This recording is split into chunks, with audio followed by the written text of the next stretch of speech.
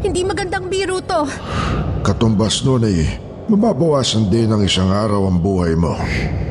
Gusto mong alamin kung nambababae?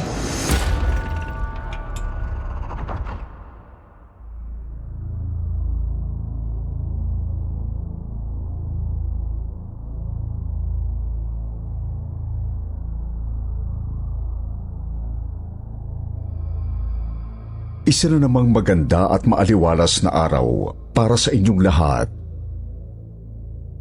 Muli na namang magbabalik ang inyong lingkod, Sir Wilmore, upang maghatid sa inyo ng kakaibang kwento hango sa tunay na karanasan.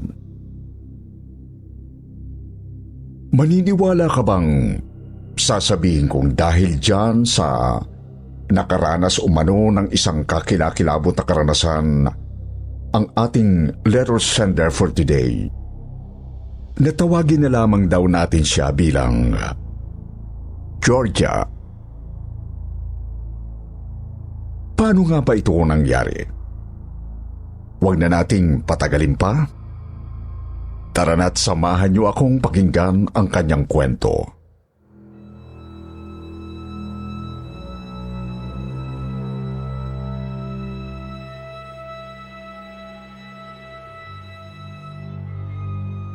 Magandang gabi po sa inyong lahat.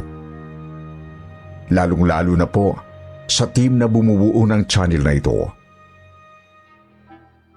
Sa totoo lang po, ay isa ko sa inyong mga active listeners na palaging nag-aabang at nagko-comment sa inyong mga videos.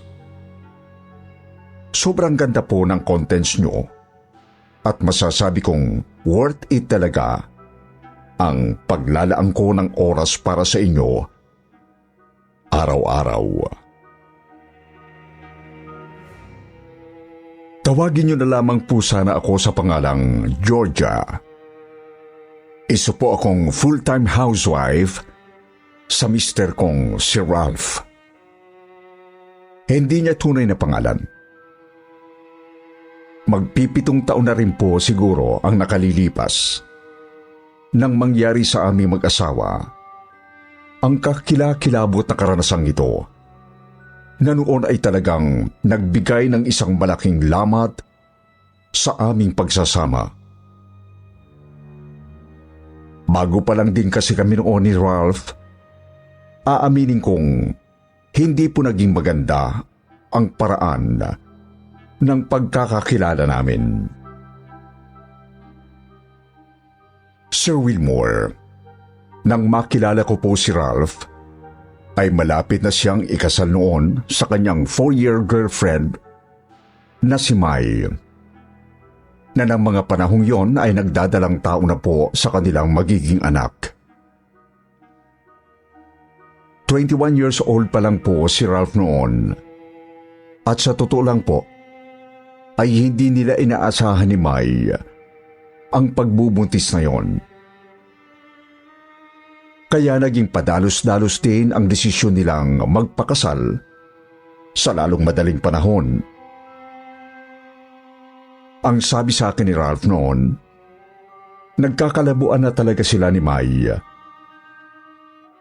Nung nalaman nilang buntis nga ito, sinubukan pa rin nilang ipilit ang pagsasama nila na naging maayos naman sa loob ng medyo matagal din namang panahon. Kaya lang ay bigla akong dumating sa buhay niya.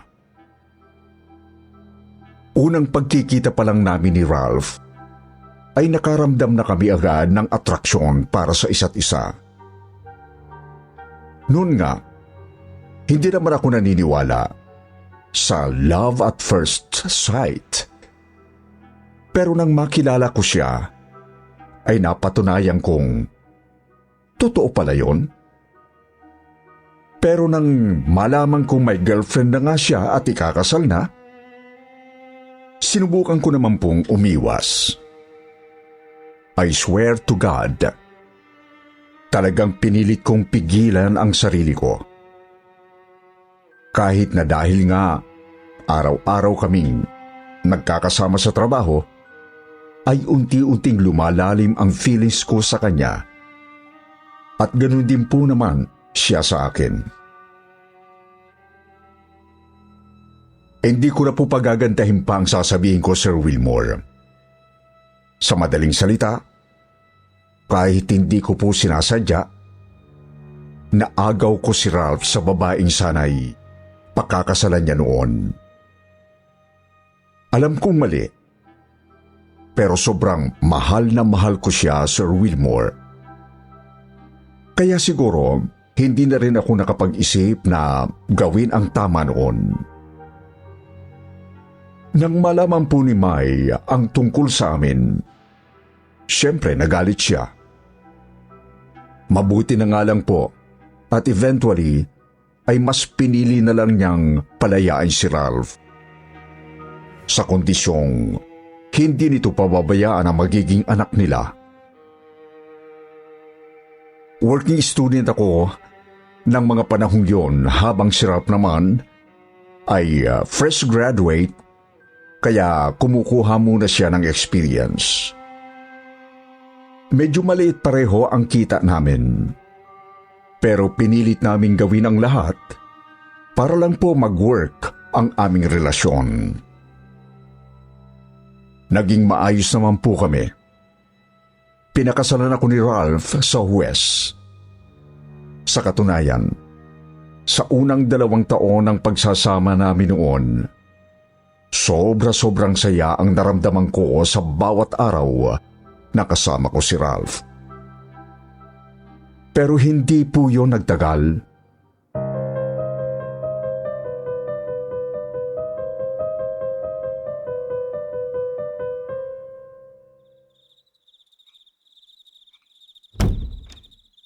Bakit ngayon ka lang umuwi?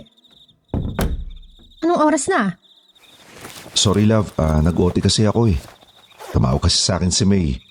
May sakit daw si Rafi kaya kailangan niyang ipa-check up. May? Nag-uusap na naman kayo ni May? Ba, napapadalas naman yata yung pag-uusap yung dalawa, no? Bakit kaya hindi na lang kayo magbalikan? Love, ano ka ba naman? Alam mo namang kailangan talaga namin mag-usap, di ba? May anak kami. Akala ko ba okay sa'yo itong ganito? Ba't nagkakaganyan ka ngayon?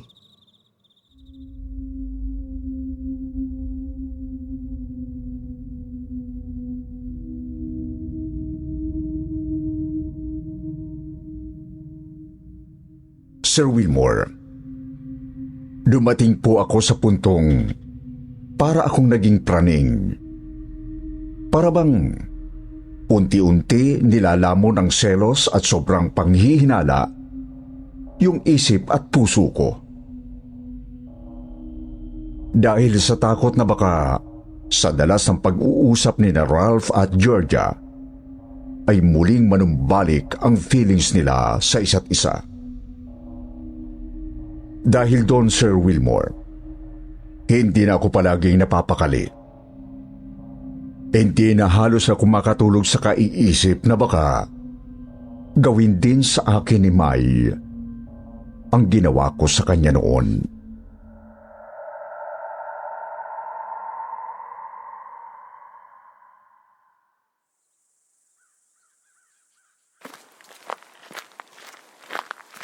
Diyos mio, Georgia, ano ba kasing lugar to? Ang sikip-sikip. Nadya-tsaka pa ng mga tao. Naku, sinisira mong beauty rest ko para lang isama ako rito. Jing, please, sandali lang naman tayo eh. Promise, after ng session ko kay Madam Lilia, ililibre kita dun sa paborito mong coffee shop. Ano pa ba magagawa ko? Nakaladkad mo na ako rito. Ano ba kasing session yung pinagsasabi mo? Magpapahula ako. Ano? Ano naman papahula mo? Wait, parang alam ko na. Don't tell me si Ralph now. OMG! Baliw ka na, girl. Masisisi mo ba ako? Alam mo naman ang history namin ni Ralph, di ba? Paano kung tama nga yung hinala kung nagbabalikan na sila ni May? Paano kung bawiin niya sa akin si Ralph? Georgia, ano ba? Sino ba inuuwian? Hindi ba ikaw naman? Hayaan mo na ako, Jing. Malay mo, di ba? Dahil dito mawawala ang worries ko. Ay naku, bahala ka na nga.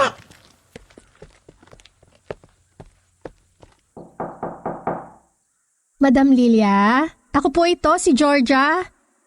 Yung nagpa-schedule sa inyo nung isang araw. Ikaw pala yan, Iha. Halika, pasok ka. Halika, maupo ka na sa harap ko, Iha.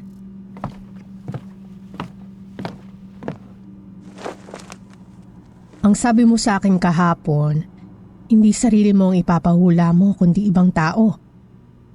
May dala ka bang litrato niya ngayon? Oo po, meron po. Heto po oh. Kinakasama mo ito, tama ba? Gusto mong alamin kung nambababae? Oo po. Ano pong nakikita niyo tungkol sa kanya? Nako, Iha. Hindi gaanong magandang nakikita ko tungkol sa asawa mo. Bantayan mo siya. Kasi tama ang hinala mo. May nakikita akong posibilidad na masira ang relasyon niyo dahil sa ibang babae. Sinasabi ko na nga ba eh.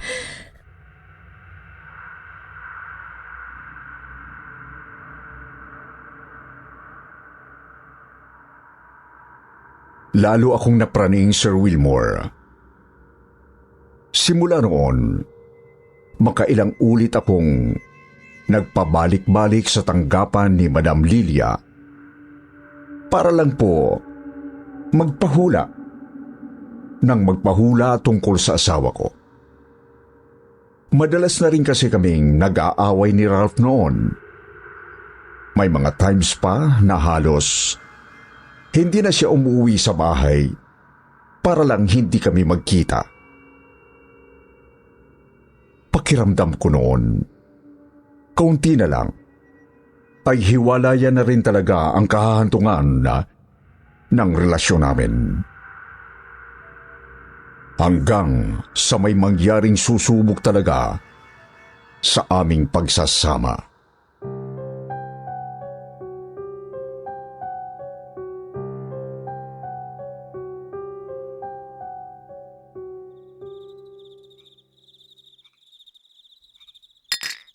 Nakakasawa ka na, Georgia. Alam mo kung wala ka nang ibang gagawin kundi yung paghinalaan ako, mas mabuti pa maghiwalay na nga lang talaga tayo. Sinasabi ko na nga ba? Madali lang sa'yong gawin yan dahil alam mong babalikan kita. Hindi nga yun ganon. Ewan ko sa'yo, bahala ka sa... Ralph, bakit? Ano nangyayari sa'yo? Sumasakit ng dibdib ko. Ay, hindi ako makaya. Anong nangyayari sa'yo? Sandali, dadalhin kita sa ospital.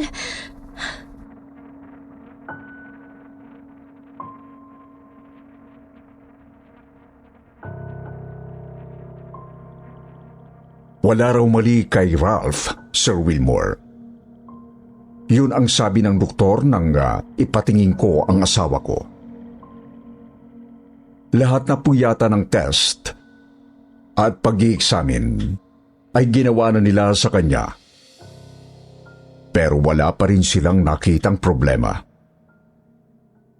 Hindi ko na po alam kung ano ang aking gagawin. Hindi na rin po nakapagtrabaho noon si Ralph dahil bigla rin po siyang nangayayat. Bumagsak po ang katawan niya. Naging halos butot balat. Malayong malayo na sa dati niyang itsura. Matipuno po ang katawan ni Ralph noon, Sir Wilmore. Pero, ng mga panahong yon, bigla talaga siyang natuyot. Hindi ko alam kung paanong nangyari yon. At wala rin pong makapagpapaliwanag sa akin ng maayos. Hanggang sa sobrang pagkadesperado ko na, ay albularyo na ang sunod kong tinakbuhan.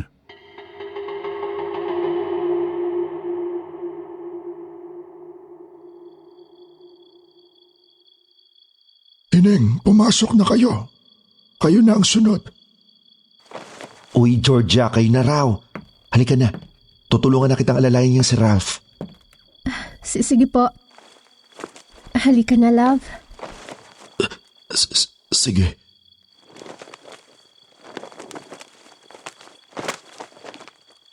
Nako, iyo. Mukhang ubos na ubos ka na. Gusto ko lang po sanang malaman kung ano ang nangyari sa kanya, Manong. Bigla na lang hong nagkaganyan ng asawa ko. Sandali, tatawasin ko yung asawa mo.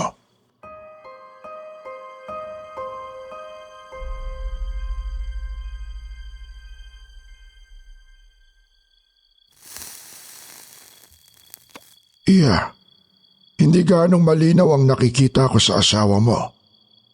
Basta ang alam ko lang, isang matandang babae ang may gawa nito. Pero hindi naman siya galit. Hindi rin siya naiinis o naiinggit. Parang hindi niya nga alam ang nangyayari sa inyo eh. Ano? Matanda ho? Naku, Georgia, parang may hinala ko kung sino eh. Actually, matagal ko nang iniisip na baka siya nga yung may gawa niyan kay Ralph. Kaya lang syempre, ayoko namang magbintang, di ba? Sino naman ang tingin mo, Jing? Si Madam Lilia, yung manghuhula.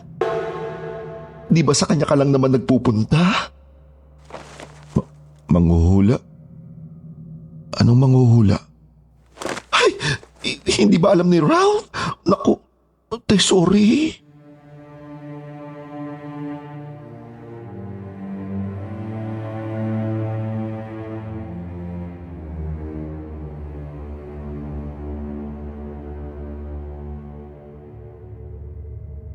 Dahil sa best friend kong si Jing, Sir Wilmore, nalaman ni Ralph ang tungkol sa ginawa kong pagpapahula para malamang kung may kalaguyo ba siya o wala. Napilitan na rin po kasi akong umamin noon. Hindi man sumagot at nagsalita si Ralph ng mga sandaling yon. Alam kong sa loob-loob niya ay nagagalit siya sa akin. Lalo pa at hindi niya na po ako halos tinitingnan pagkatapos kong umamin.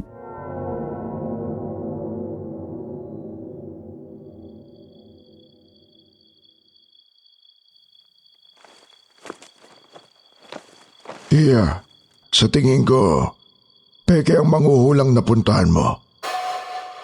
O kung hindi man, hindi niya lubos na nalalaman kung paano gamitin ang kakayahan niya. Alam niyo kasi, may epekto talaga sa inyo kapag yung taong nalapitan niyo ay hindi naman talaga marunong.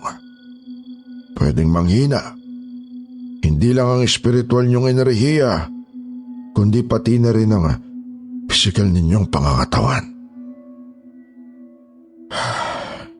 Kung minsan pa nga, umabot din sa puntong sa bawat pagpapahula o pagpapabasa mo sa iyong sarili, katumbas nun ay mababawasan din ng isang araw ang buhay mo.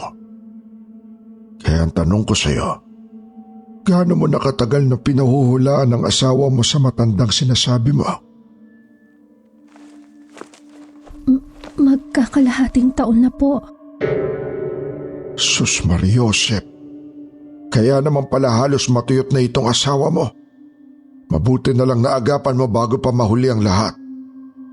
Sa totoo lang sa ginawa mo, Ineng, parang unti-unti mong pinatay ang katawan ng asawa mo. My gosh! So ibig pong sabihin, maaaring lahat ng sinabi sa kanya ni Madam Lilia, hindi po totoo, Manong? Malamang sa malamang ay gano'n na nga. Mukhang naloko lang kayo. Diyos ko po! Ano itong ginawa ko? Ralph! Sorry, Ralph! Huwag kayo mag-alala. Sa tingin ko naman kaya ko pang ayusin yung problema ninyo. Paano po? Patatalbugin ko sa kanya yung epekto ng hula niyang palpak.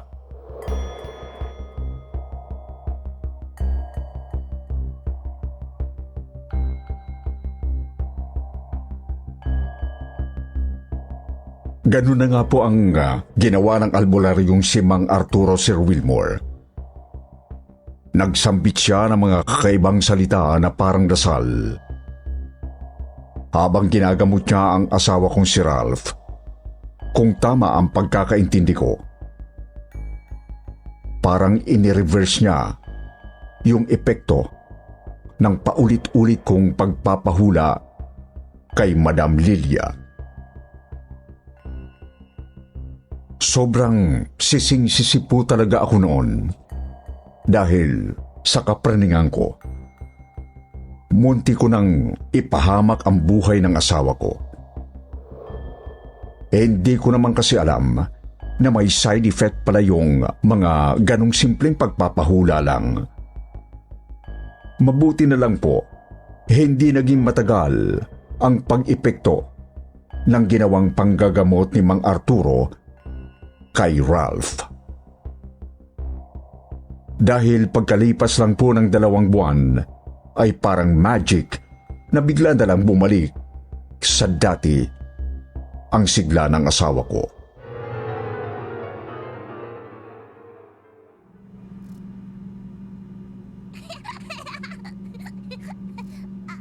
Ang lakas-lakas mo na talaga ulit, love. Buti na lang talaga, magaling yan si Mang Arturo. Pero, kung hindi lang talaga dahil sa kapraningan ko, hindi ka naman magkakaganon eh. Muntik pa tuloy mawala ng tatay ang anak mo nang dahil sa akin. Love, ano ka ba? Napatawad na nga kita, di ba? Tsaka, akala ko ba, kaya natin hiniram tong si Rafi para makapag-bonding tayong tatlo at makapagsaya. Eh bakit nagdadrama ka dyan ngayon? Sorry. Oo nga. Sige, hindi ko nababanggitin yon. Bibi Rafi, halika nga muna kay Tita Georgia. Tayo naman na maglaro. Kanina pa kayo niyan daddy mo eh.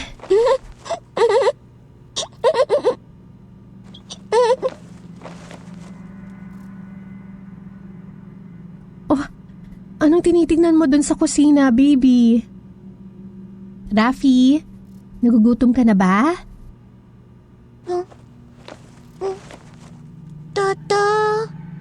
Tata, Mumu. Mumu doon. Mumu, Tata. Bad.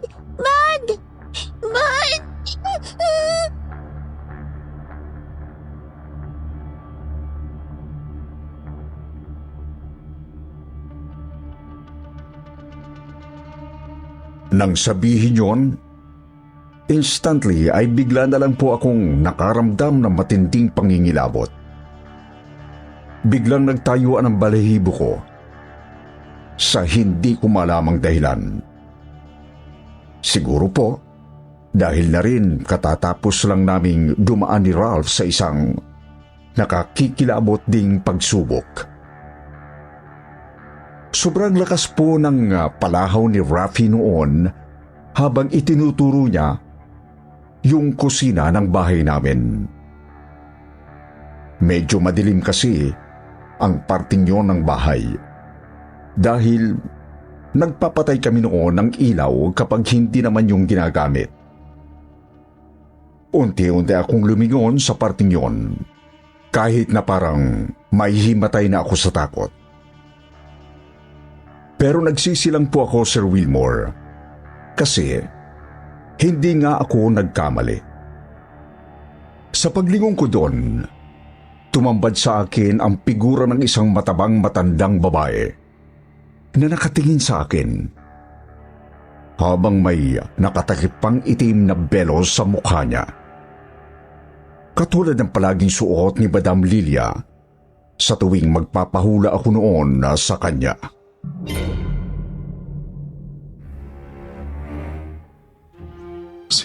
Sino ang matandang yan, Georgia? Nakikita mo rin siya, Ralph? Oh, halika na, bilis. Umalis na muna tayo rito. Higit-higit ako ni Ralph noon, Sir Wilmore, habang karga-karga ko naman si Rafi.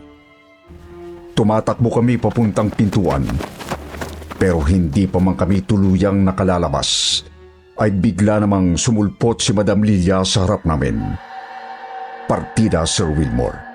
Dahil medyo maliwanag pa sa labas ng mga sandaling yon, hindi pa tuluyang lumubog ang araw. Galit na galit si Madam Lilia habang tinititigan kaming mag-asawa. Nanginginig ang ulo niya sa sobrang panggigigil. Ganun pa man, ay wala naman po siyang ginawa kundi tumayo at tumitig lang sa amin bago siya biglang naglaho. Para akong pinanghinaan ng mga buto. Nung sa wakas ay nasigurado kong wala na nga siya.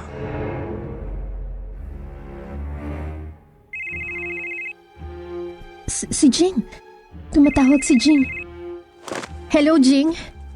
Georgia, OMG te, hindi ka maniniwala sa sasabihin ko sa'yo.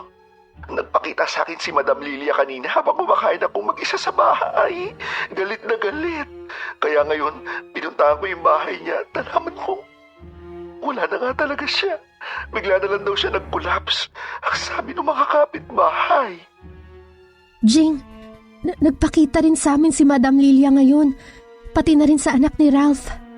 Diyos ko po, didiretso ako ngayon dyan sa inyo te. May dala ako sa sakyan. Pumunta tayo simbahan. Sige.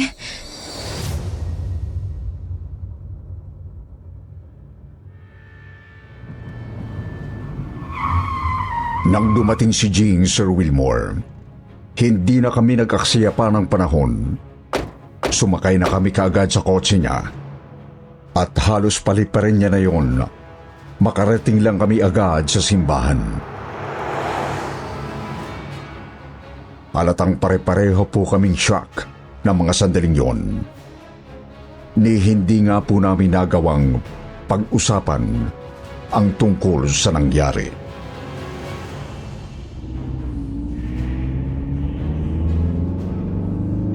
Jing? Jing, naririnig mo ba ako? Jing, hindi magandang biro to. Jing, ano bang nangyayari sa'yo? Ayaw nyo ba ng ganito?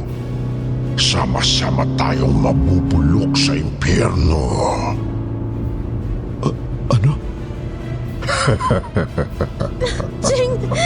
Jing, please! Mababangga tayo!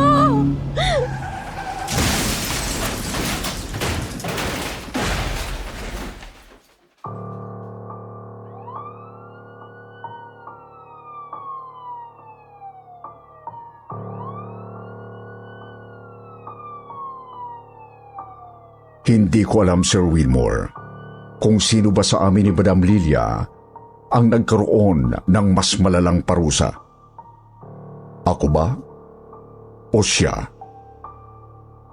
Alam ko, dahil sa simpleng hula na isinagawa niya sa asawa ko noon, binawian siya ng buhay. Pero Sir Wilmore, minsan ay nahihiling kong sana ay nagkapalit na lang kami ng sitwasyon. Nang araw kasi nang maaksidente kami ni Ralph, Rafi at Jing, yun na rin ang huling araw na naging masaya ako sa buhay ko. Pagkatapos kasi noon, nawala na rin sila sa akin. Sir Wilmore, dahil po kasi sa aksidenteng yon, ay binawian ng buhay ang best friend kong si Jing. Siya ang may pinakamalalang injury sa aming lahat. At alam kong kasalanan ko ang nangyari sa kanya. Kasalanan ko ang lahat. Nakaligtas naman po kaming tatlo ni na Ralph at ng anak niyang si Rafi. Simula po noon, ay naging malaki na ang nagbago sa buhay namin. Ako ang sinisisi ni Ralph sa muntik ng pagkapahamak ng anak niya. Kaya po simula noon ay naging malamig na rin ang pakikitungo niya sa akin. Bagamat, hindi naman po niya ako hiniwalayan. At hanggang ngayon, ay inuuwiin niya pa rin ako. Pakiramdam ko, hindi na rin talaga kami mag-asawa. Sa tingin ko po, bukod sa kadahilan ng kasal kaming dalawa, ay naaawa na lang din talaga sa akin si Ralph. Kaya nagtitiis siyang makisama sa akin hanggang ngayon. Ni hindi niya nga po pinahawakan o pinalalapit man lang sa akin ang anak niya. Dahil sa takot na baka mapahamak lang daw ito sa kamay ko. Sir Wilmore, gusto ko sana magtanong. Sa tingin niyo po ba, tama ang desisyon kong palayain na lang si Ralph? Mukha po kasing hindi na rin naman mag-work ang relasyon namin eh. Mabuti na rin po siguro na wala siyang anak sa akin para hindi na rin po kami kaanong mahirapan. Kapag sinabi ko na sa kanyang ayos na sa akin, naiwanan niya ako. Tingin ko po, ito na ang parusa ko sa lahat ng kasalanang nagawa ko simula pa noon. At handa na akong tanggapin yon sa wakas. Sir Wilmore, maraming salamat po sa pagbibigay sa akin ng oportunidad na magkwento sa inyong channel. Maraming salamat din po sa lahat ng nakinig. Ako nga po uli, si Georgia. Hanggang dito na lamang po. Paalam.